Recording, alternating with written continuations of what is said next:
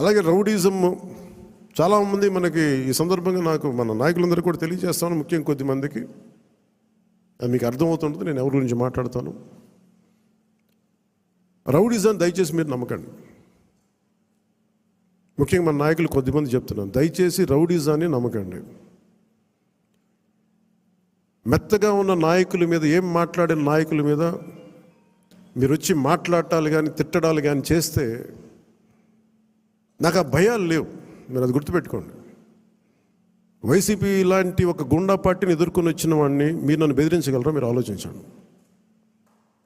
కొంచెం లోతుగా మీరు అధ్యయనం చేయాలి దాన్ని.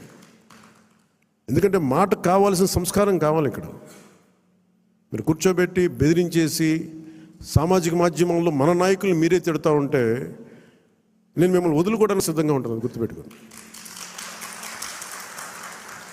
అది మీరు నాకు ఎంత లాయలిస్టులు వ్యక్తిగతంగా అయినప్పటికీ కూడా, మీరు నా కమిటెడ్ లాయలిస్టులు అయినప్పటికీ కూడా, ప్రజాస్వామ్యానికి విఘాతం కలిగించిన, రౌడీజం చేసిన నేను వదులుకోవడానికి సిద్ధంగా ఉంటాను. దయచేసి దీన్ని మీరు మంచి మనసుతో అర్థం చేసుకోండి. అది నేను మాట్లాడినప్పుడు ఎందుకు చాలా తీవ్రంగా ఉంటుంది, చాలా గట్టిగా మాట్లాడతాను. దయచేసి దీన్ని మీరు లోతుగా తీసుకొని, ముఖ్యంగా మహిళా నాయకురాలను ఎవరన్నా సరే సామాజిక మాధ్యమాల్లో కించపరిచిన ఒక మాట అన్నా